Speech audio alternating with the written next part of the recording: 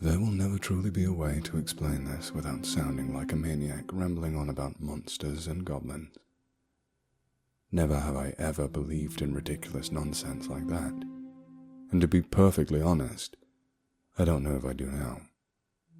But the overwhelming, soul-crushing terror I experienced that night in those decrepit old Pueblo ruins in a remote region in New Mexico, I know I'll never forget until the day I die. This all began when I was contacted by my friend to go with him to explore a lost, forbidden, and cursed Pueblo settlement, which had a dark folklore surrounding it.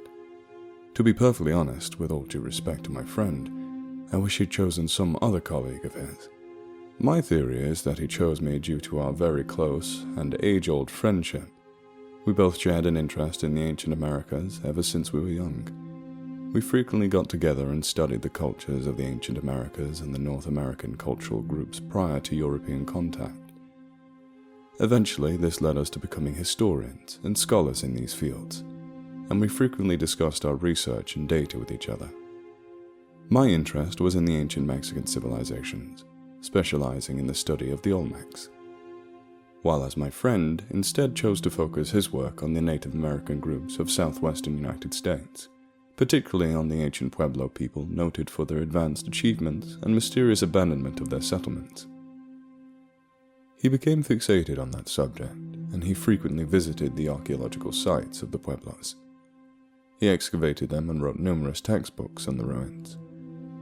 This is when he began emailing me and informing me of all the amazing discoveries he had made. He explained that not only did he excavate these sites, he also collected folklore from the local Pueblo people descended from the ancient folk. The one bit of folklore that stood out to him the most was the Pueblo people's own explanation as to why their forefathers had forsaken one of their ancient villages. My friend did not want me to know of this, as he wanted to keep it as a sort of scholarly surprise to me. His plan is that he wanted to invite me over to his excavation site and learn about it myself. He did give me a brief explanation though. The Pueblo people avoid a certain lost village, located somewhere in northwestern New Mexico, citing that a great evil arose from there and they wished not to disturb it. They claim that somehow, the original inhabitants had provoked the insatiable bloodlust of an ancient, unspeakable horror that dwelled there.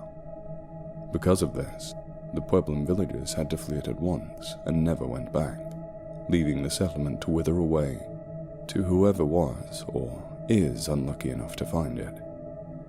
He was immediately intrigued and had a strong desire to explore it. Not only was this place not yet explored by modern anthropologists and archaeologists, but it had such an interesting lore surrounding it. He quickly devised plans to do some digging around the region. Even though he was very excited to go along with his mission, it didn't come without warnings and even a bit of hostility from the locals. As said earlier, they avoided this nameless evil village and strongly insisted that he and his excavation team should reconsider this immediately. This only fueled the curiosity of my friend. I responded to him that I was indeed interested and would be more than pleased to join him in his excavation. He was very generous and even offered to pay for my ticket to New Mexico. While flying there, we kept texting each other. He often sent me photos of various excavations and some of the incredibly built adobe buildings that still stood after countless centuries. He also showed me dark, strange caverns and caves, many of them dotted with mysterious pools of blue-green water.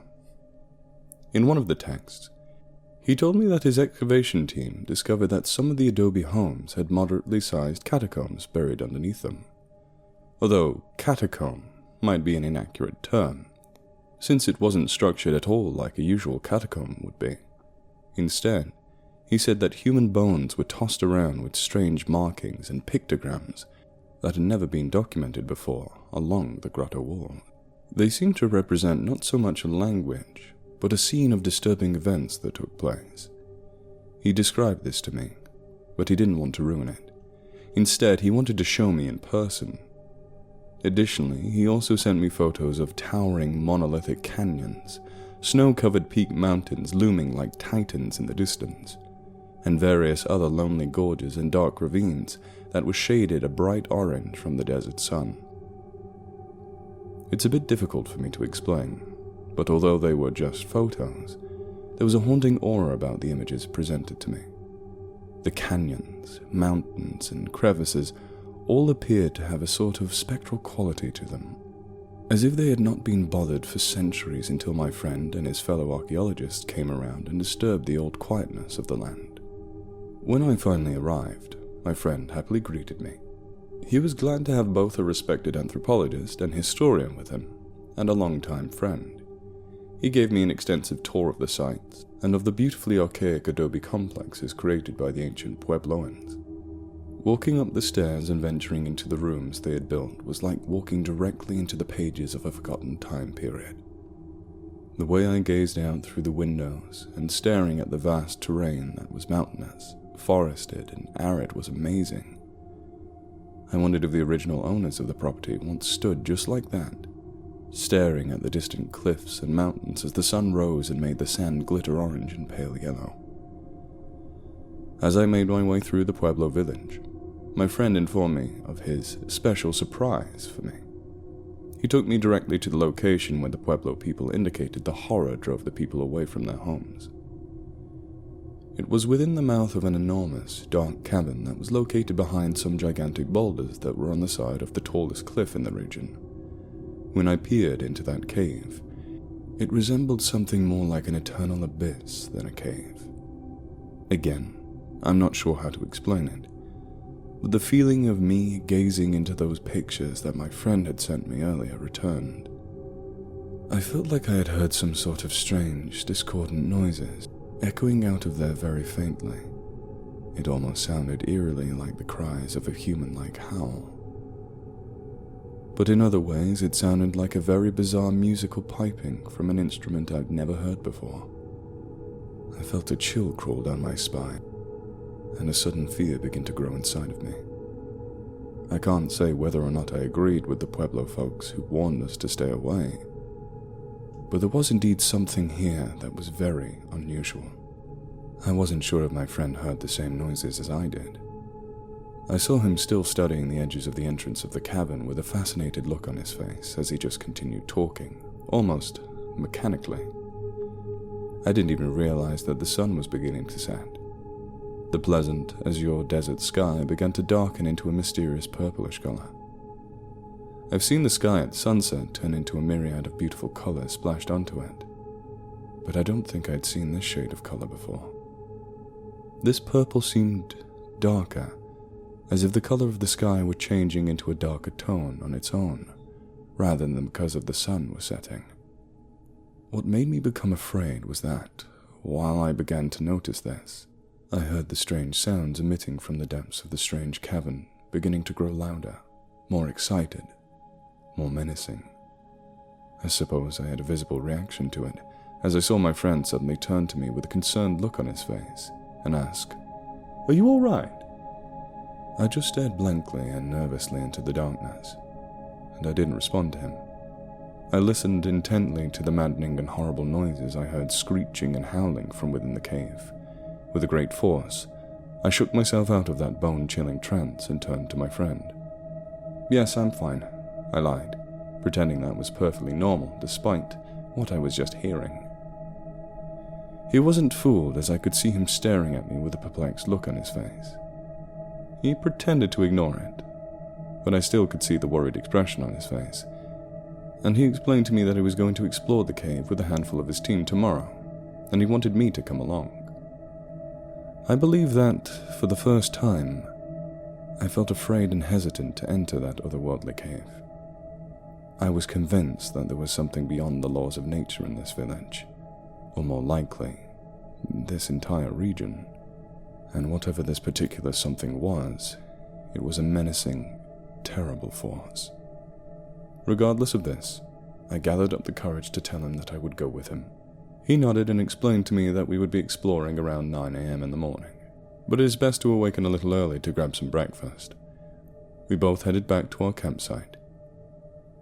It was here that I felt the true essence of the horror of this place. It's difficult to say whether or not this was happening, or if it was just my imagination running wild. As I walked along beside him, I began to notice how dark and lonely this land was.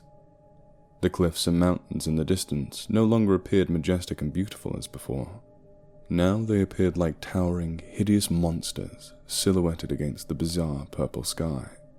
The jagged rocks jutting out the various cliffs appeared like giant clawed devil hands reaching out from the ground. The shadowy parts of inside large cracks and gorges within the cliffs gave me the impression that glowing eyes of fiendish creatures, not of this earth, were dwelling inside, staring at us hungrily within. At one point, the voice of my friend was drowned out by my paranoia and fear-stricken thoughts. I began to feel a sort of horrible sensation overtaking me. The shunning of this place by the Pueblo people started to make sense. The unusual sky began to glitter with thousands of stars, but it didn't bring me any comfort. Instead, the endless sky and the countless stars made me feel small and helpless against the titans and monsters that surrounded me. The stars, which I had found beautiful to gaze at in childhood, now became hideous, and I didn't want to look at them. It was as if they were mocking me in my state of terror. By the time I reached camp, I immediately dove straight into my bed and pulled the sheets to my chin. My eyes widened with nervousness, too afraid to shut them with those grotesque noises ringing beside my ears. But at the same time, I didn't want to look into the darkness around me. This may sound foolish, but I was absolutely terrified of the idea of seeing some sort of rotting, living corpse standing at the foot of my bed, reaching out to grab with an atrocious, decaying grin on its face. It was a puerile, childish fear. Clearly, this was my imagination running wild, but there was something about this place that leaves people with sensitive nerves, such as me, hallucinating and filling them with gripping fear. I don't know exactly when I had finally dozed off to sleep. All I can recall is the tormenting nightmare I suffered, undoubtedly fueled by the uneasiness that was embracing me. I don't remember feeling as if I had a physical body at all. I know it sounds peculiar for me to describe a dream like that, but I've read numerous articles detailing people controlling their dreams via lucid dreaming. The dreams have a disturbingly vivid sensation, and although the person is conscious that they're dreaming, they can manipulate and alter it. In this case, I felt as if I had absolutely no control over my dream despite being aware that I was dreaming. I felt as if my dream self was being forcefully guided in the direction that some eternal force wanted me to. The nightmare was like this. I was in the ancient Pueblo village with the massive shadowy cliffs and canyons looming all around me, and the buildings. The sky appeared to me a strange shade of violet, but what's even more bizarre was that there was a phenomenon that resembled the northern lights. Colorful, swirling, wave patterns twisted and turned menacingly in the sky for no apparent reason. I heard hideous, terrified screaming and wails coming from all around me. As I gazed around, I could see the ghostly apparitions of human-like figures running and stumbling over themselves, as if to get away from something as fast as possible. I could see the phantasmal beings glancing backwards as if staring at something that was in pursuit of them. My dream self was then pulled towards the enormous cave where, when I was awake, I had listened to those unsettling, terrible howls. As I gazed into the darkness, I saw a sight that still haunts my memories, whether awake or asleep. A pair of ominous platinum eyes shined in the darkest recesses of the evil cave. The more I felt myself gazing at them, the more I developed this hideous, paralyzing fear growing inside of me. Just as I felt I was beginning to grow insane from staring at those cold, demonic eyes, I heard a hideous screeching that nearly shattered my eardrums. It sounded like a human screeching, but at the same time very otherworldly, like a musical instrument that was meant to incite fear or shivers to the listener. It started out like a siren raising its pitch from lower to higher. Then it quickly shifted to being more human-like. Then lastly, like some kind of devilish combination of sobbing and screaming. Never did I ever imagine that something as hideous as a sound like that could exist, not in dreams or reality. As soon as I heard that horrible sound, I awoke. I gazed around me, sweating heavily. Perspiration had moistened my pillow, and I felt myself shivering despite it being morning now, and the temperature being a bit high. Just as I began to momentarily calm down, my friend suddenly pulled the flaps of the tent back, eagerly waiting to announce that we were leaving. When my eyes spotted his face seemed eager and excited. A true archaeologist is always overjoyed to explore unearthed ruins and sites. When he caught a glimpse of my sweaty and uneasy expression, his face suddenly showed concern. Again, he asked me if I was all right. He claimed that I looked as if I'd just seen a ghost, and that my hands were still trembling. He was right. I couldn't control it. "Are you sure you want to come?" he asked. "You don't look well at all. Maybe you should just stay at camp." No, I'm fine. Believe me, it was just a nightmare." "A nightmare?" "Yeah, nothing really. Besides, we're going to explore something that probably contains old treasure or part of the Pueblo culture no one's ever documented." Luckily, this was enough to convince him that I was well. Occasionally, during our breakfast, I did notice him shoot some curious glances at me, but I pretended not to notice. Admittedly, I did feel something was wrong. No matter how hard I tried, I couldn't shake it. Despite the fact that I was traveling with a team, and the sun being high in the sky, I still felt that foreboding feeling inside of me. Throughout the journey, my mind kept playing those horrid images from my dreams. The screams and cries continuously echoed in my ears. As I walked, I carefully analyzed my surroundings. I was able to confirm that the dream I had resembled this very same area. That brought me some chills. There was something very frightening about being somewhere whilst you're awake where a grotesque nightmare took place. All the cliffs, mountains, ravines, crevices, and boulders were in the same place. It was as if I was reliving those blood-curdling sensations.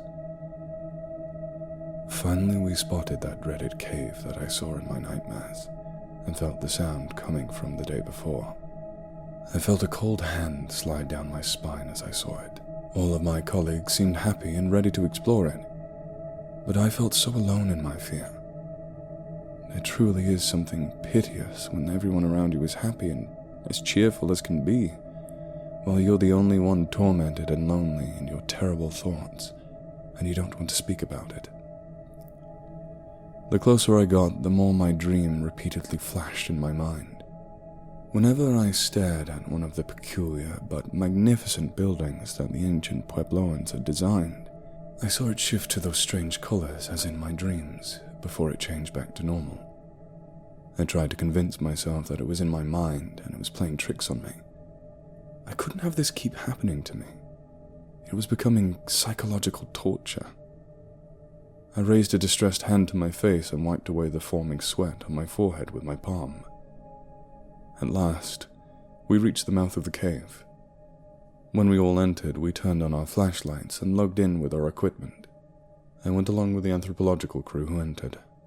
I suppose it was to conquer my fear and not let it control me.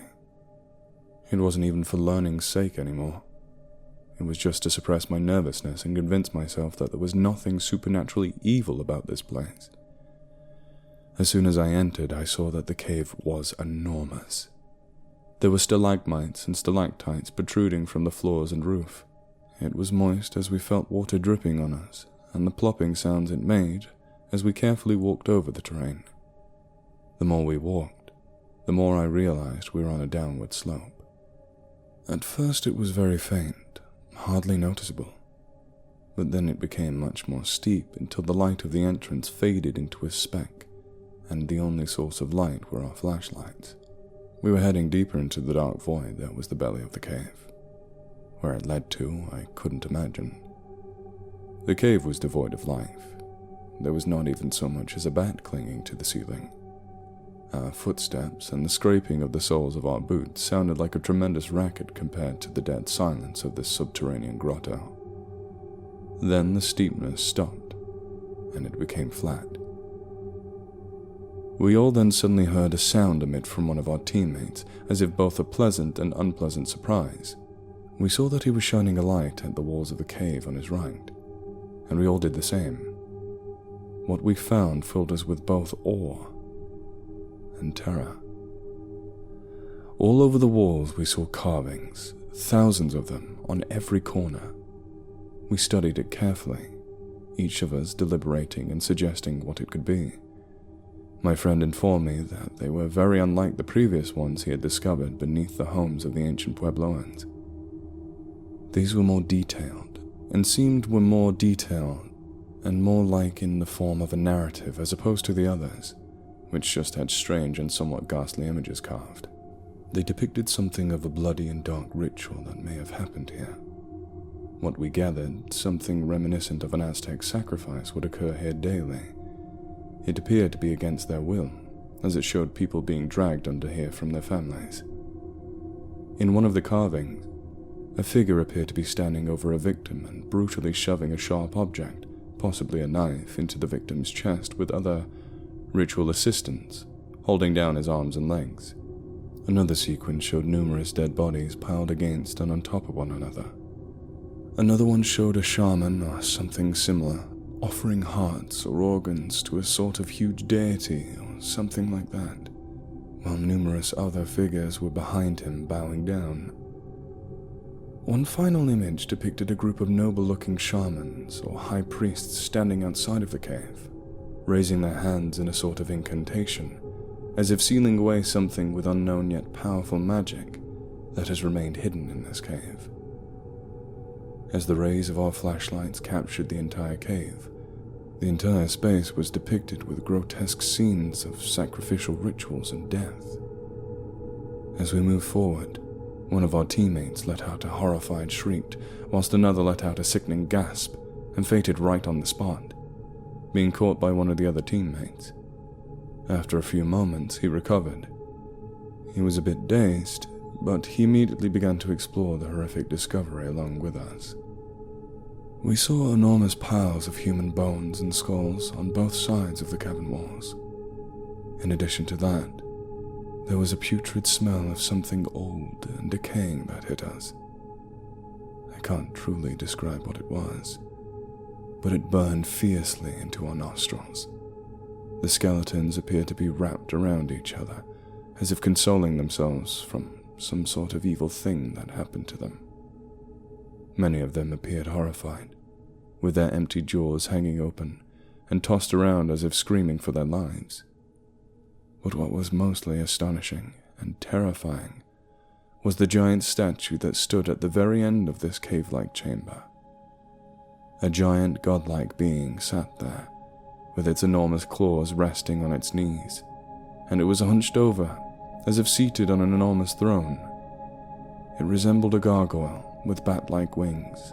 It had a serpentine face, completely with its jaws hanging open, revealing 3 bifid tongues as if frozen in the movement. Its body was covered in spikes, similar to a species of Ankylosaurus. On its head was a sort of enormous headdress, both beautifully and grotesquely carved onto it. It appeared so hideously lifelike, it filled us with dread just staring at it.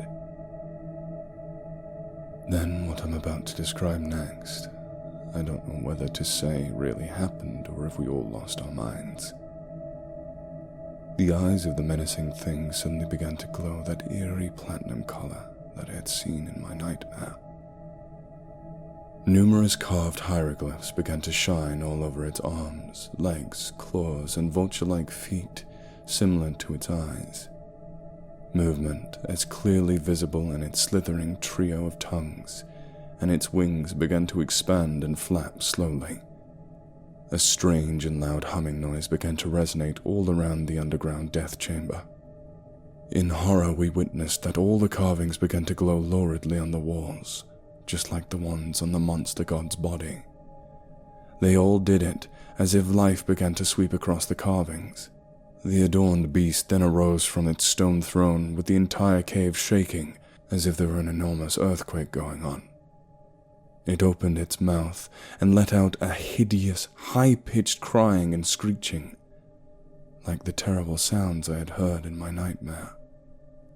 The thing lunged for us, Huge, thundering steps it took as small rocks began to crumble from the cave's ceilings. We immediately whirled around, half insane and sprinting up from the catacombs, and hopefully towards the exit.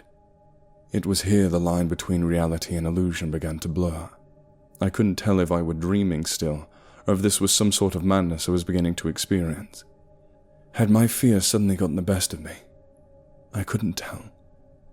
It didn't matter. It had won. I was just its puppet. As we fled from that horror, we could still hear it screeching hungrily and madly as it pursued us. We scrambled and stumbled constantly, not daring to look back at that glowing chamber and the monster that it contained. As we passed the sloping, we were still running wildly, not thinking about anything except escape. I don't know if the others heard, but when we did so, I could hear a whooshing sound, the sound of colossal wings flapping slowly. Daring to look back, I could see the nameless monster god hovering over the entrance to its lair, staring at us with its eyes and the markings on its body still glowing evilly. Letting out another terrible piercing cry, it glided towards us, its mouth opened wildly, revealing those repugnant tongues writhed madly around in its mouth. As I ran, I listened to one of our colleagues begin to pray aloud. He was becoming desperate and the fear was slowly beginning to consume him. I heard another excavator sobbing madly, as all of this terror had turned him into a mewling little child weeping for his mother. As if by some miracle, we began to see the glowing light at the end of this evil cavern of death. We all dashed madly for the sunlight outside. We didn't stop at all. We didn't look back at the horrible monster chasing us or anything. We just kept running. We didn't dare stop for anything. Once we reached the campsite, we immediately hopped into our off-road vehicles and sped off, leaving behind all of our belongings and never returning. Hopefully to serve as a warning to all people, excavators, explorers, or otherwise, to simply leave it and never go back. To this day, I'll never know what we saw in those terrible caverns, what we encountered beneath it. There was never any sort of explanation, and the abomination never followed us outside of those devil caves. The experience never left us. A few members of our team needed to be checked into mental institutions. The horror that overtook them was simply too much, and we had no choice but to seek professional help for them. People believe them to be mad, babbling and screaming about a hideous monster that lurks in their dreams. My friend retired from his research and took to writing books of his area of expertise, and I took a similar path. I don't know about him, but I've spent countless nights wide awake researching and taking notes on that unearthly happening, thinking over everything and just what all of it was. If indeed that wasn't some sort of mass hypnosis that the place probably had over us, which, to my regret, I highly doubt. I never truly recovered from my experience, and I still have terrible nightmares that remind me of that old evil Pueblo village. Nightmares from which I wake up screaming, and wake up nearly everybody in my city. After grueling study sessions at night, analyzing and studying and reviewing my personal notes about what had happened, I think I realized that the lore of the Pueblo people and the dark legendary that surrounded that desolate and lonely place, the ancient pictographs that are in the cave told a story. Long ago, the ancient Pueblans fed some kind of hideous godlike being, perhaps Huitzilopochtli or an unknown god, human flesh to sate it and keep it at bay. Eventually, the monster's appetite grew too ravenous, and it no longer wanted to simply be fed. It wanted to devour the entire village. The village elders learned of a powerful spell that encased the monster deep within the caverns from where it lived, and turned it into solid rock. Although the spell shackled the monster from never leaving the cave, it could be broken.